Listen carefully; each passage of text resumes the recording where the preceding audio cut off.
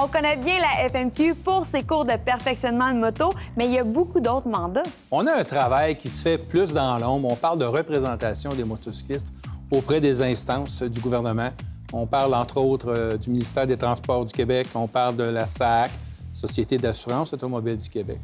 On fait partie de différentes tables d'experts, sur la table de tarification, par exemple. Et dernièrement, sur la table des sécurités des infrastructures routières du ministère des Transports du Québec. Quand tu dis que tu travailles en collaboration, vous travaillez vraiment pour améliorer, dans le fond, vraiment le futur des motocyclistes. Oui, mais on n'est pas tout seul. On a des organismes qui nous aident.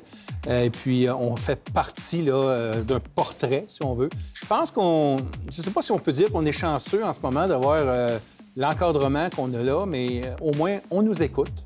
On fait partie des solutions. Et puis, on s'assure que le motocycliste est pris en considération. En tout cas, on essaye.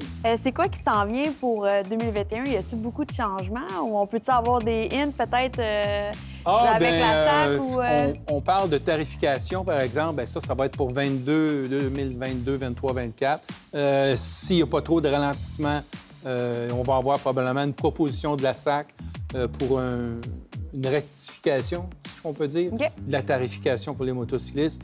Il faut toujours aussi penser qu'il y a un montant X assumé, mais ça appartient à la SAC de présenter ces annonces-là. Vous faites un travail avec le gouvernement du Québec, mais est-ce que vous avez un impact aussi avec le gouvernement du Canada? La FMQ siège à la Confédération motocycliste canadienne qui fait des programmes de lobbying auprès du gouvernement fédéral pour que la moto, par exemple, soit reconnue comme un moyen de transport. On a aussi les programmes de sécurité nationale. On parle du mois de mai comme étant le mois de la sécurité routière. C'est plaisant de voir que le Canada considère que le Québec a une structure bien organisée.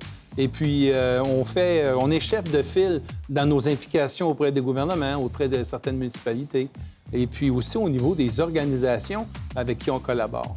Merci pour le travail que vous faites pour nous. Bien, ça fait plaisir. Puis en même temps, j'aimerais souligner qu'on ne fait rien seul.